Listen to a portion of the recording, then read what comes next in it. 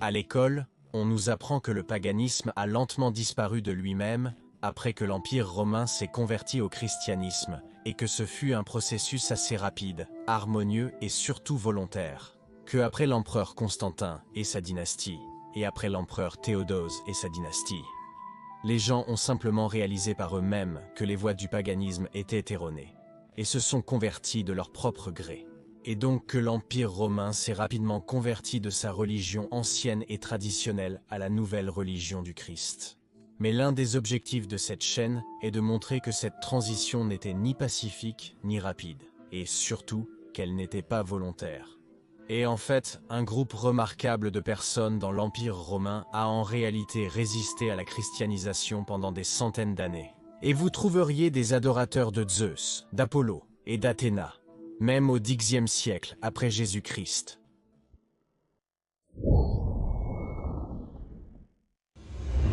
Et si je vous disais qu'en l'an 900 après Jésus-Christ, 6 siècles après Constantin et 5 siècles après Théodose, vous trouveriez encore de vieux adorateurs païens classiques, des Hellènes qui adoraient les anciens dieux du panthéon grec? Durant le Moyen-Âge profond, une période où l'Empire romain existait encore, on aurait normalement supposé que le paganisme avait disparu depuis longtemps. Nous avons déjà appris que la mort du paganisme était beaucoup plus lente et beaucoup moins volontaire et pacifique que ce qui est souvent enseigné dans les livres d'histoire. Et pour de bonnes raisons, puisque la civilisation occidentale est construite sur la religion qui a émergé victorieuse, à savoir le christianisme. Il ne devrait donc surprendre personne que l'apologétisme était et est toujours très répandu. D'où la réalité agressive des lois anti-païennes de Constance II, Théodose, Honorius, Arcadius ou Justinien a été et est souvent blanchi. La réalité des peines de mort pour le culte païen est très souvent adoucie. Ce n'était pas si mal, ce n'était pas vraiment appliqué, et de toute façon, les païens sont devenus chrétiens volontairement par eux-mêmes. C'est ainsi que le changement fondamental de la religion classique gréco-romaine vers le christianisme a été et est encore très souvent dépeint, afin de ne froisser personne. Nous avons très souvent et de manière très impressionnante vu la lutte acharnée et les nombreuses tentatives de restauration des païens contre l'oppression des empereurs romains, maintenant majoritairement chrétiens après Constantin.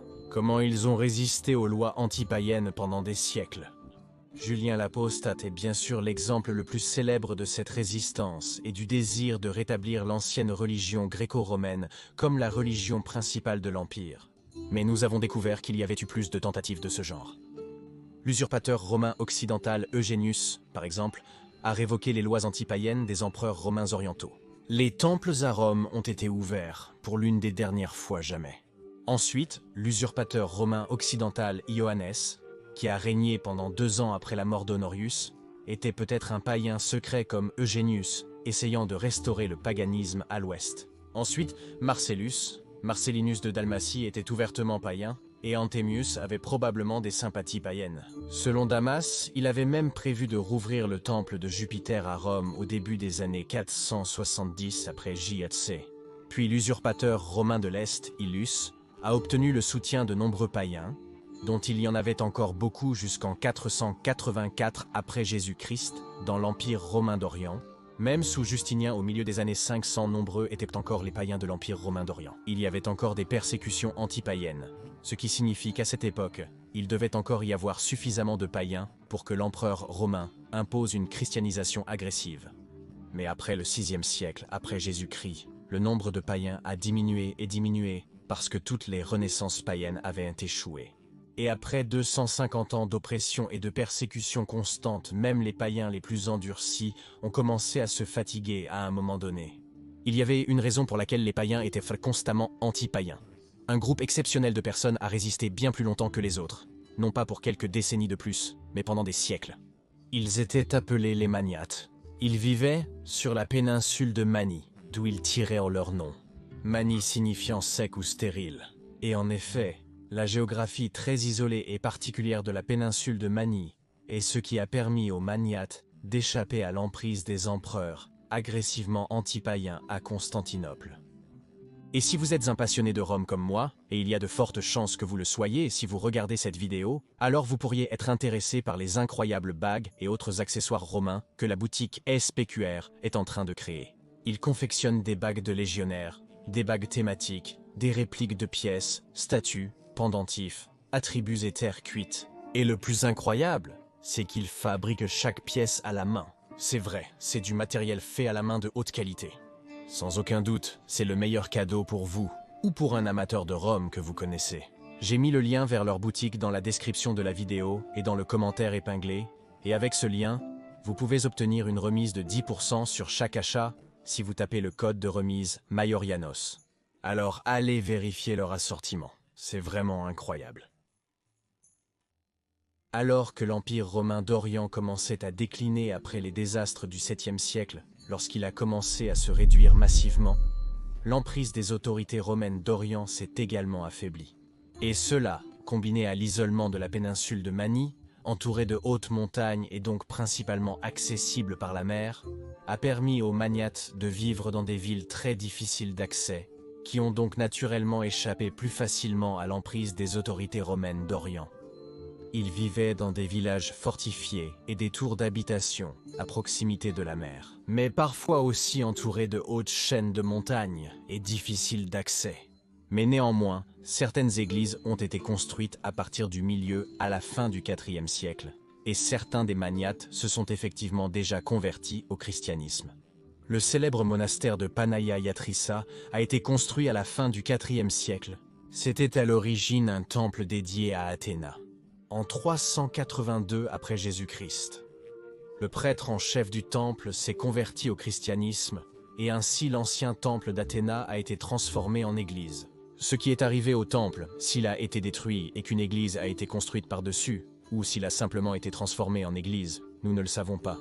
Il arrivait assez souvent que si les temples païens étaient encore en bon état, ils étaient simplement transformés en église.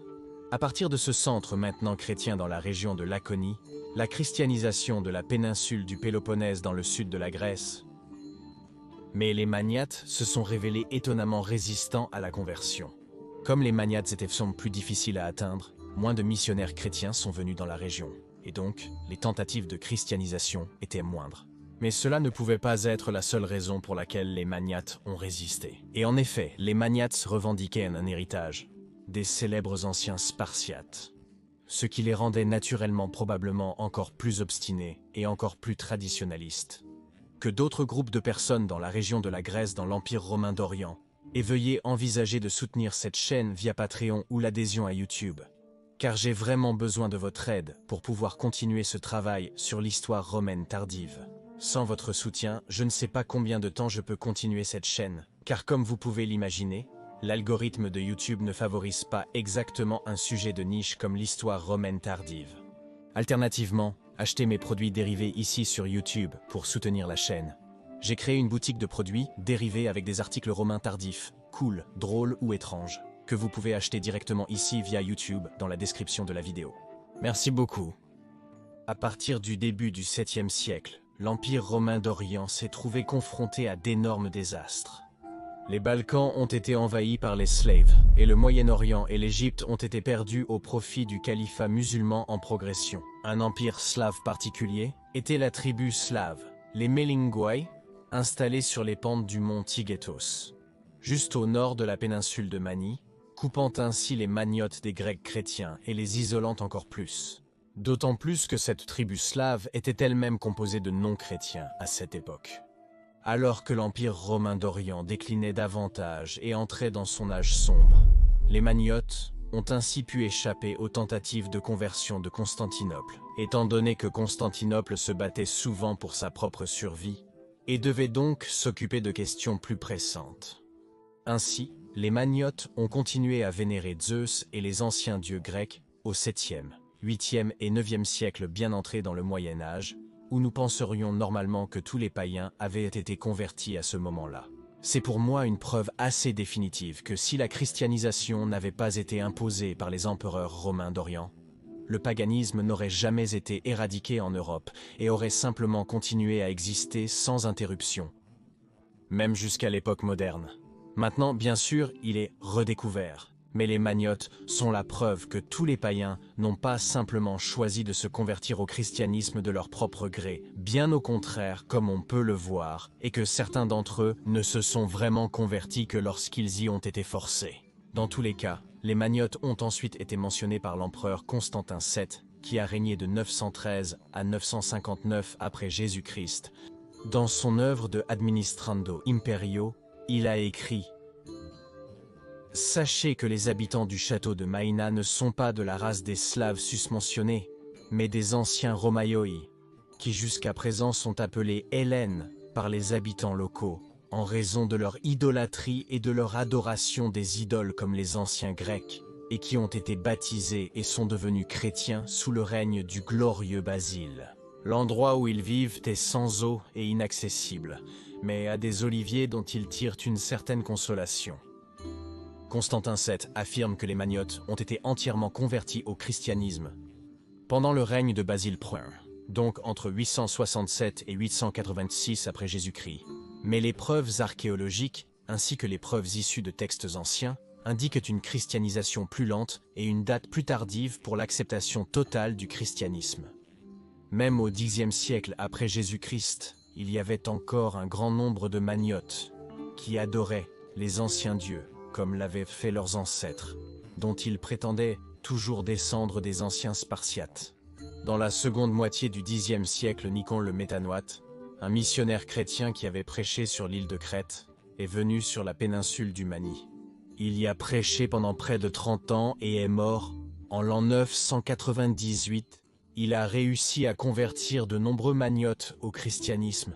Et on dit que les derniers Maniotes se sont convertis au christianisme à un moment donné au XIe siècle pendant le règne de Basile II.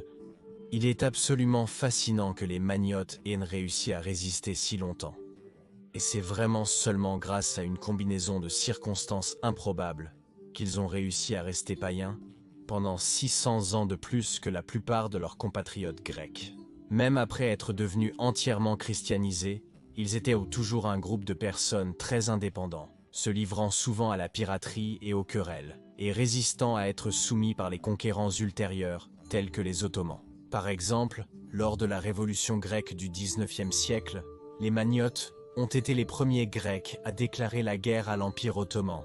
Et même à ce jour, les habitants de la péninsule de Mani sont fiers de leur fidélité à leurs traditions et à leur foi. Bien qu'ils n'adorent plus Zeus et l'ancien panthéon des dieux grecs depuis environ 1000 ans, ils prétendent toujours être descendants des Spartiates. Ils sont un exemple fascinant de la manière dont le paganisme a survécu bien plus longtemps que beaucoup ne le pensent normalement, et ils montrent ce qui aurait pu être si le paganisme avait été autorisé à continuer d'exister.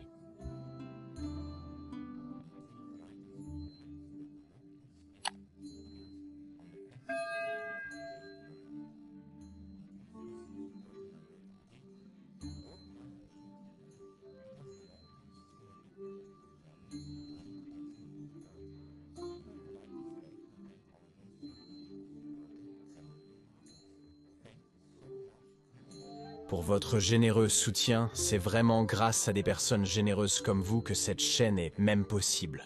Cette chaîne ne fonctionnerait pas sans nos incroyables membres Patreon et YouTube. Et je tiens à remercier chacun et tous ceux qui soutiennent cette chaîne sous quelque forme que ce soit. Merci à toi, Biago, mon ami. Et si vous voulez en savoir plus sur les dernières tentatives de restauration du paganisme, vous pouvez regarder cette vidéo ici, dans le coin supérieur droit. Mais si vous voulez en savoir plus sur Anthemius, la série possiblement dernière, pour l'empereur romain secrètement païen, voir l'autre vidéo en bas à droite. Je dis encore merci à tous les amis de l'histoire romaine, Gratias Ti, Biago et Benevalete.